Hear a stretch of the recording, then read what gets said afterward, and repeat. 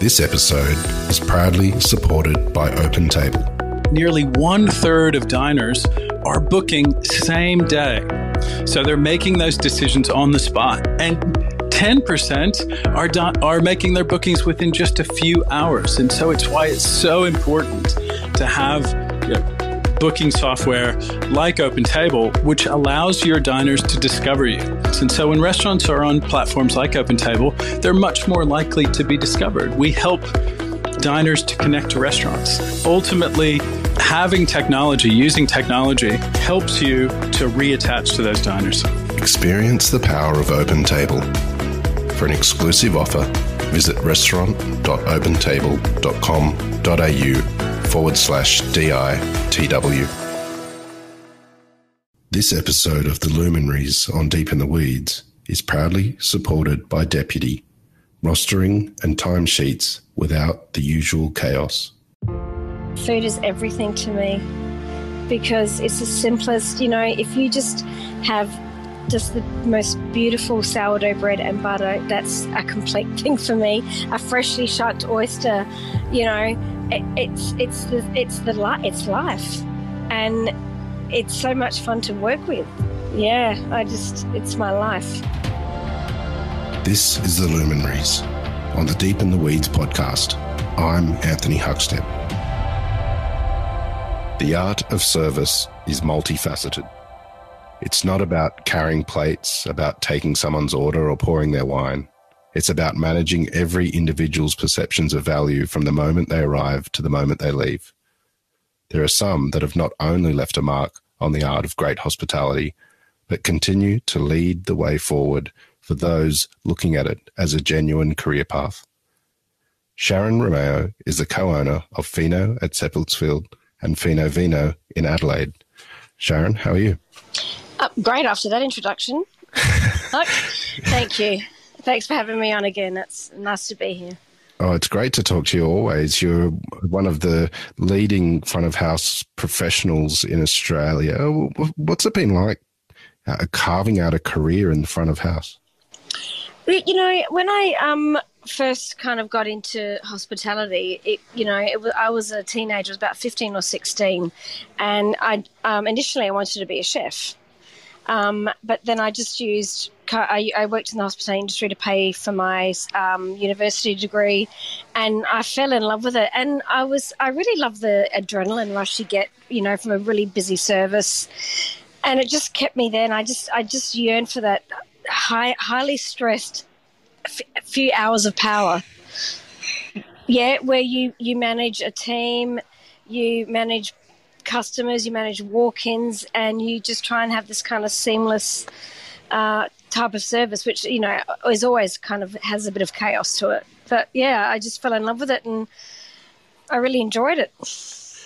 What's the secret to managing your team and that customer expectation with so many variables?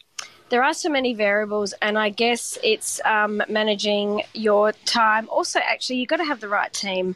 And for me, I lead by example. I'm no better than any of my team. So I roll up my hands. I'm always do service, carry plates, take orders.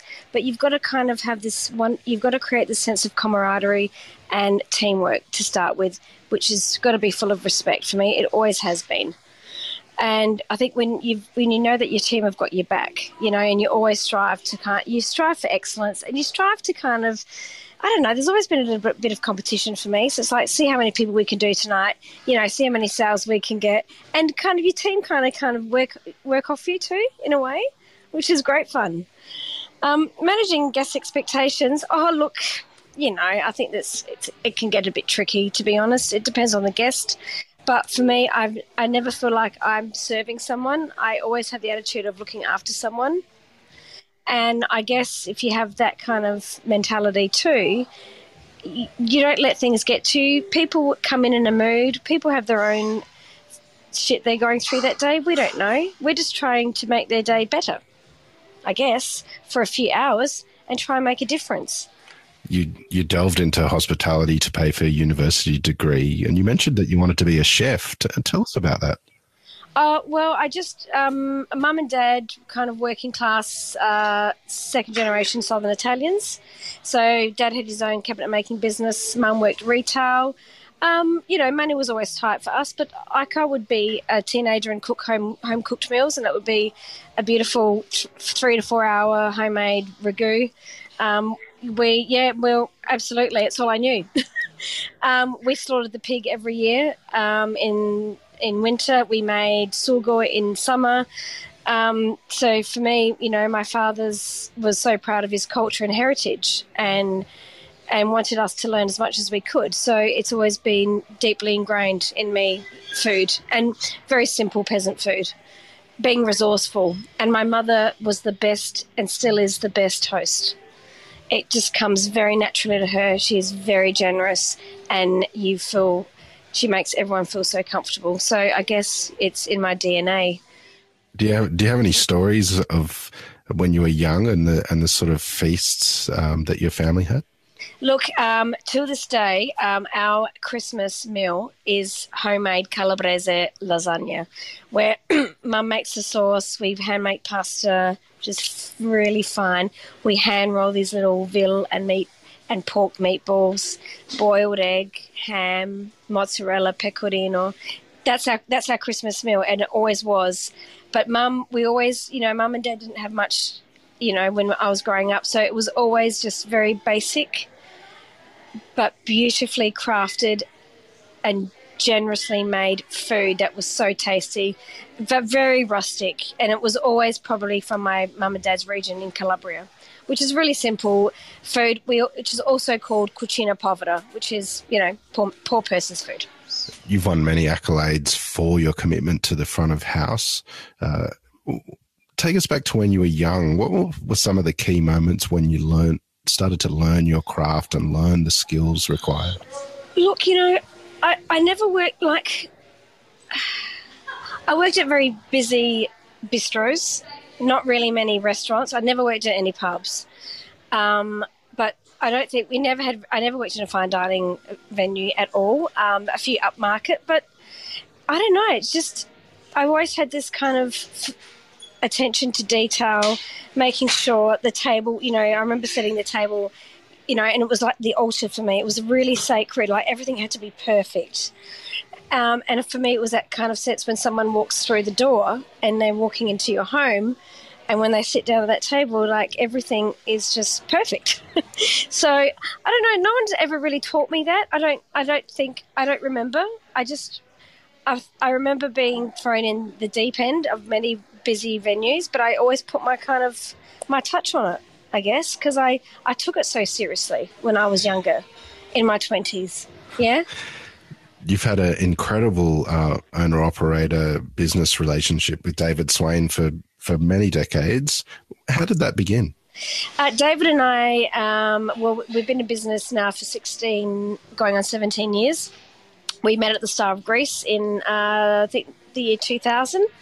We were just two like-minded people that really enjoyed working together. Now, we worked over 2 intense summers in Port Wollonga in South Australia. Like, the cafe was open 7 days, 7 nights in summer, from Boxing Day through to Australia Day. So they were really intense services, Anthony. Like, you didn't stop.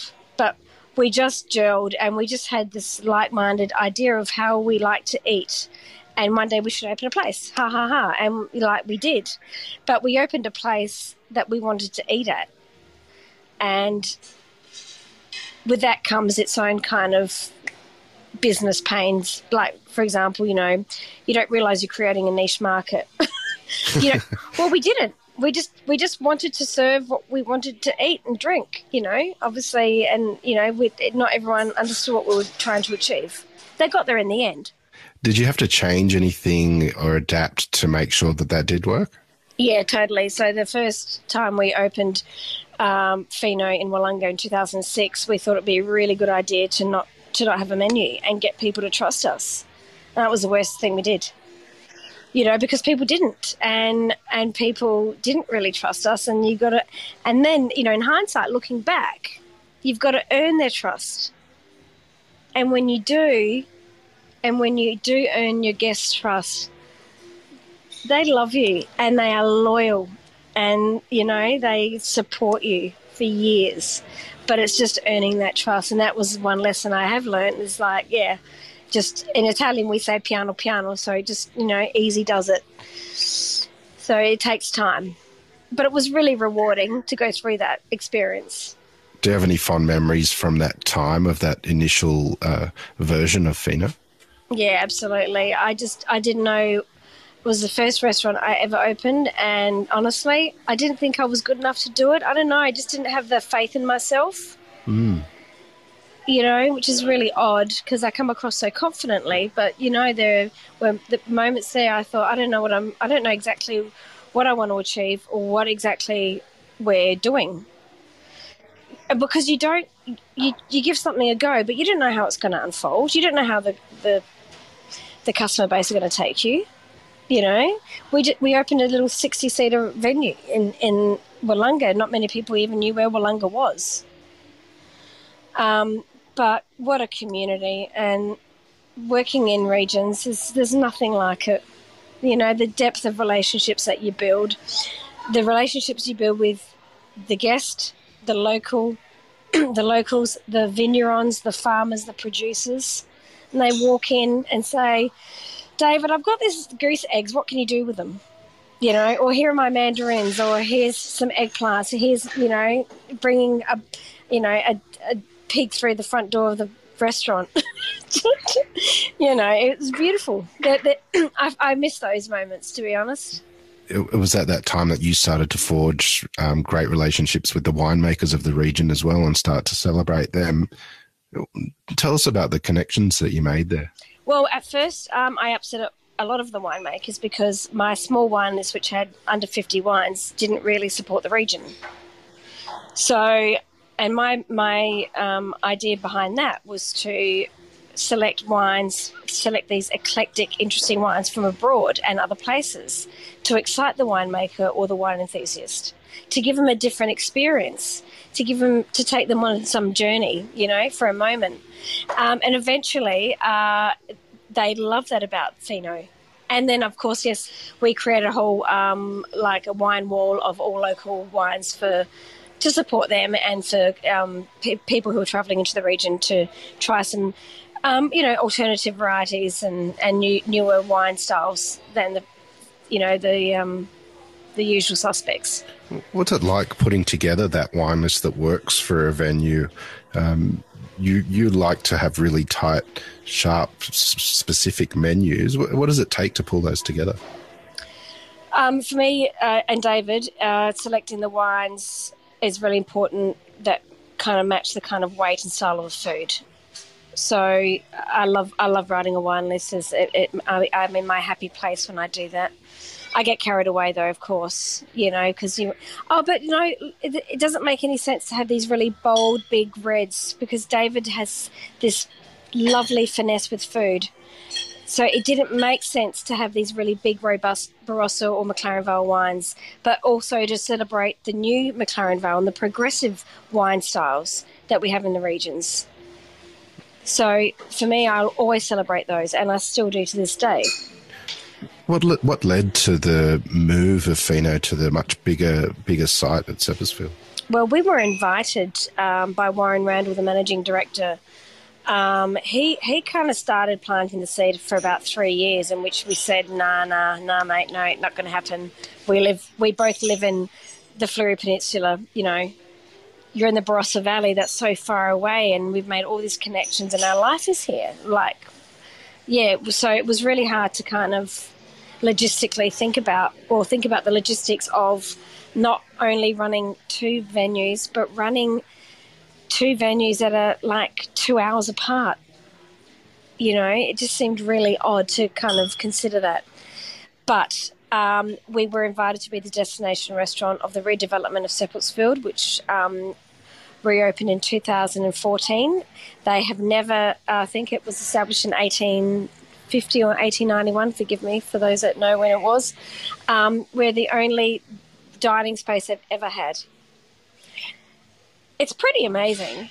And sitting here now, I'm sitting in the original 1900s bottling hall that is just absolutely magnificent. And I feel really proud and honoured that we had the opportunity to open a venue. And it's amazing. What were the thoughts behind the menu and the offering there, given the great history? Was there an obligation to be part of that?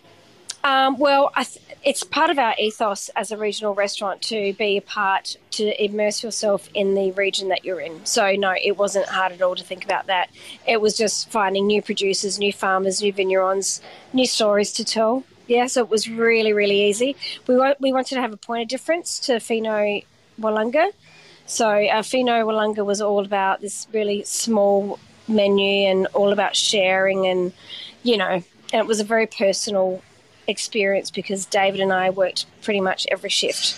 So David touched most of the dishes and all the food, and I served all the guests. So having that and then coming to this massive place where we have 4 dining areas. It seats over 140 people. It was really hard for me, actually, Anthony, to get my head around the masses of tourists or travellers that didn't actually know about Fino and didn't actually want to know about Fino. They were in the Barossa, yeah? They were in the Barossa. They didn't care. They weren't there to dine. I mean, they were, some did dine, but they were there for the Barossan experience. And as a regional restaurant, absolutely, we delivered from day one, and we still do. But it was a different. I struggled from coming from such a personable, intimate venue to something that was 3.5 times the size, and with different expectations from guests. How did you get over that sort of mental hurdle and operations hurdle to make it such a success? I just had to get over the fact that they didn't care about my story or know it and just deliver and tell a new story, but that wasn't so personable, yeah? Because I'm sharing my home. I'm in Seppeltsfield's home. So, I just had to let that personal stuff go. Yeah, you do it it just took me a few years, but not long. I'm really there now. This episode of the Luminaries on Deep in the Weeds is proudly supported by Deputy, helping managers and staff do their best work. Hospitality is all about the connection. A business starts with passion, but gets bogged down with all the complexities that come with life, society, and rules.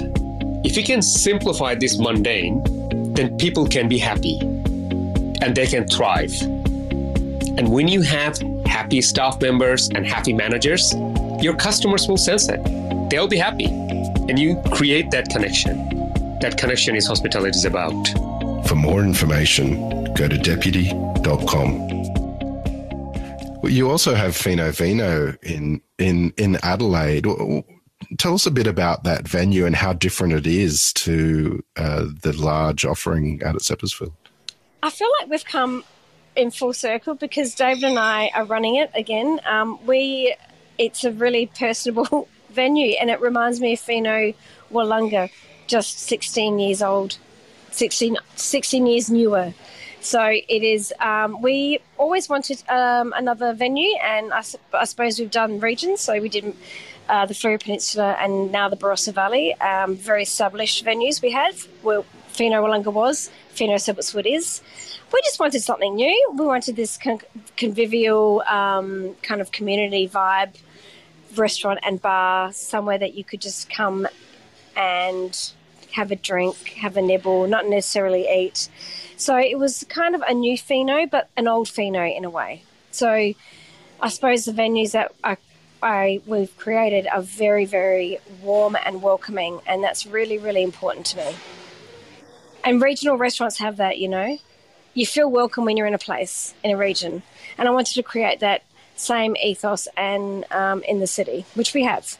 Tell me about the local producers that you get to tell the stories of in regional South Australia. Well, I'll talk about who we currently work with in the Barossa, but they are, obviously we don't have any ocean, so we use Gazander oysters, we use Port Lincoln mussels, Kinkawinka mussels, we use Kin Southern Bluefin tuna, From the Goolwa, we use Tom Robinson's Goolwa Pippies, Mulloway. We're using beautiful freshly farmed barramundi from Robarra in the southeast.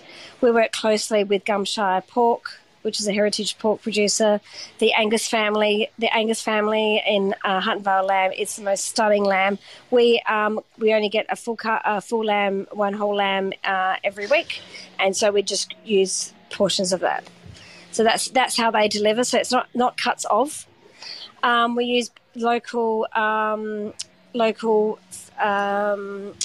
vegetables that are grown, wonderful orchards, pistachios and walnuts that are grown here. We make our own bread. We use Larky flour and Small World flour.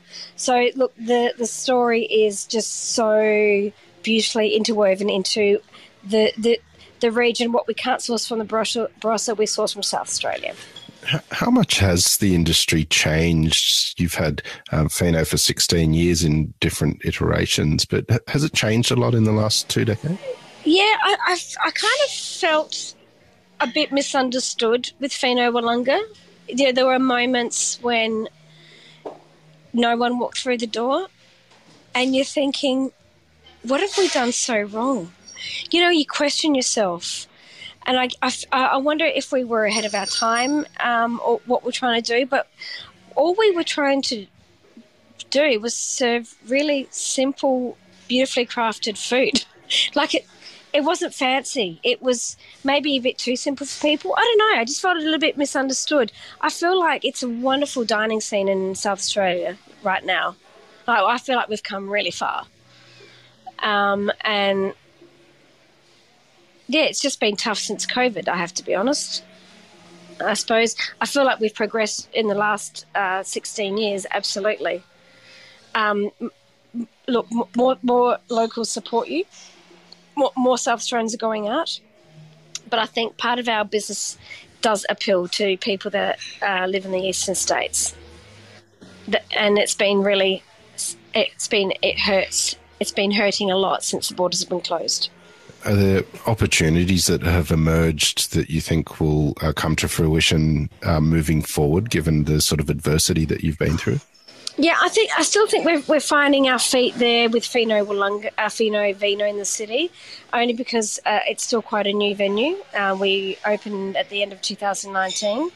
So I would love to see the opportunities of that city venue really flourishing, but we are located right in the CBD around lots of corporate businesses, so it's been pretty quiet in that area.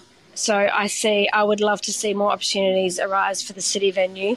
And in the Barossa, it's just when those borders open, it's just going to come back to life. Yeah, I'm waiting for that. Well, staffing is a big issue at the moment. What would you say to those that might be contemplating a career in hospitality? Come. I love it. It's the most amazing industry that I've been in. It is not for everybody. It is hard work physically, but it's so rewarding. Like, you get to work with food and beverage and cocktails and craft beers, and you get to meet all these different types of people, and I think it's a really important skill to have. And you know, I've had so many students that have, you know, worked to support themselves, but it gives you such valuable skills to work in a team, to learn how to communicate, to learn about leadership, and to learn to be efficient and use your time well. So yeah, I'm a champion for the industry still. Well, you've been very successful over your career. What sort of business advice would you have for those perhaps looking to start their own business or getting out of the adversity that they've been in? Look, I think you really need to do a business plan. David and I never did one when we first opened Fino Willunga. So I've learned about that. I think you just need to see what audience you're targeting, if you're going to cook for the community, the masses, what you want to achieve. But, you know, I was always given some advice a long time ago, and someone said to me, you can't be everything to everybody. Just be who you are and do it really, really well. And that's the same advice I would give to others. What's a good night in a restaurant for you? To be full. A good night is a seamless service, 2 sittings, where I get to touch every single table, and the vibe is just magical. Look, a good night for me is, most nights are good for me when I do service. You know, as long as there's this great atmosphere, everyone's kind of being guided by you too, and they're excited to be there. I guess we work. You know, I think the guests' personalities really rub off me too. You know, you want people to have a good time. That's why they go out. And my aim is to always show them a good time and always help them spend their money well. You mentioned that you'd love to touch every table at some sort of time in the evening. To tell us about that ethos and why it's so important. Because people are walking through the door of my home. It's my home. And I really believe that I would like to tell them our genuine story in any way I can. Not a boring story. It could be just saying hello, telling them about a producer, talking about a wine or a sherry, you know. That's really, really important because I think we've created such a personable brand. And it's really genuine and authentic. And, yeah, I am really proud of what we do every day. Your form of hospitality has changed and touched on so many people's lives as diners, but how has hospitality changed your life? How has it changed my life? That's a hard question because it's been my life. I haven't known anything else. But what I do know is that I absolutely love what I do, and I find it extremely rewarding to look after people, but also to make a difference to the people that I employ. That is so rewarding, to make a difference to them, to show them or mentor them through their life in some way is amazing. You spoke earlier about cooking for your family when you were young and potentially maybe becoming a chef, but what does food mean to you? Oh, food is everything to me because it's the simplest, you know, if you just have just the most beautiful sourdough bread and butter, that's a complete thing for me. A freshly shucked oyster, you know, it's life, and it's so much fun to work with, you know, and it can be creative and it's good for your soul, and yeah, it's my life.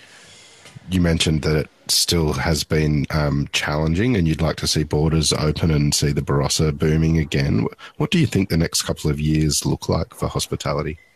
Yeah, I've been asking myself the same question. You know, I feel like I think the hospitality industry has been deeply affected by the state closures, capacity restrictions. You know, we've had to pivot so many ways. You know, we've had to do double sittings, you know, sorry, I'm trying to find the most basic word, social distancing, all those things that you just don't, they're not normal to us, you know, wearing face masks. Someone wrote a complaint about me because I didn't take I said something, I thought it was quite funny, but I was taken the wrong way. It's all about the face mask. People are taking us the wrong way. Look, and it's because looking after a table is so personable, yeah? And you've just taken this really important element of reading people away. I think we have a really massive skill shortage that needs to be addressed. And I think guest expectations, I don't know if guests are going to understand that we don't have the resources like we used to. It's hard to get staff out. It's hard to hire staff right now. I think I feel like the hospitality industry is extremely resilient and we are extremely creative. But boy, it's been hard on us, you know. And what's been really difficult is all of this stuff is going on as a business owner, but as a front of house person, I've got to come out the floor and I've got to put a smile on my dial. And I've got to just pretend for a few hours that life's okay. It's been really tough. That's been one of the hardest things for me this last 2 years. All these unknowns, and you know, you can see that there's been a decline in consumer confidence. You can see that customers are there's fear. There's a lot of the unknown. You're being watched to see if you're sanitizing properly. All these things. It's like, it's a lot of pressure on us. But I feel like we will rise above this. And I think we just, for us, it's, this whole industry too is about cash flow. You don't have cash flow, you can't pay your staff, you can't pay your producers. So we just got to we just need those borders to open. We need consumer confidence to increase and support small business and eat out. How do you motivate your team to get the best out of them in these circumstances and really flourish on the floor? Well, I've got to be positive in front of them. And that positivity, I've got to be positive for myself, to be honest. But when you've got that positivity and you just get them amped up, and it rubs off on them, absolutely. And I always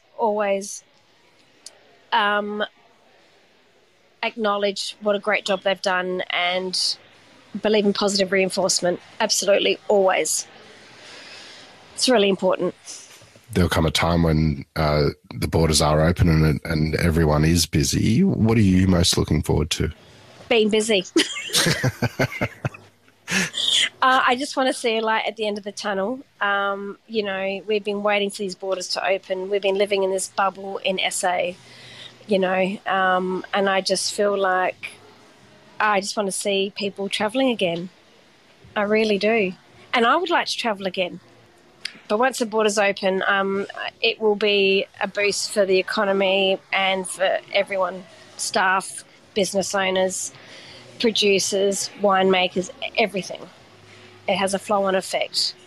You've been in the industry for quite some time, and there is a skills shortage, as you mentioned. You mentioned it is your entire life. What is it that you love about what you do and what people could get out of this industry? I love making a difference to someone's experience, and I love making a difference to the people that I employ.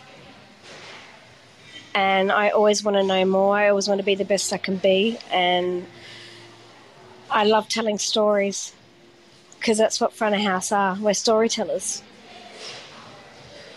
And it's making a difference to the people I look after and the people I employ.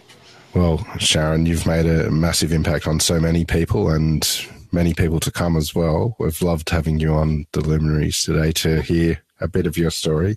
Please keep in touch and we'll catch up again soon. Thanks, Huck. Thanks for having me.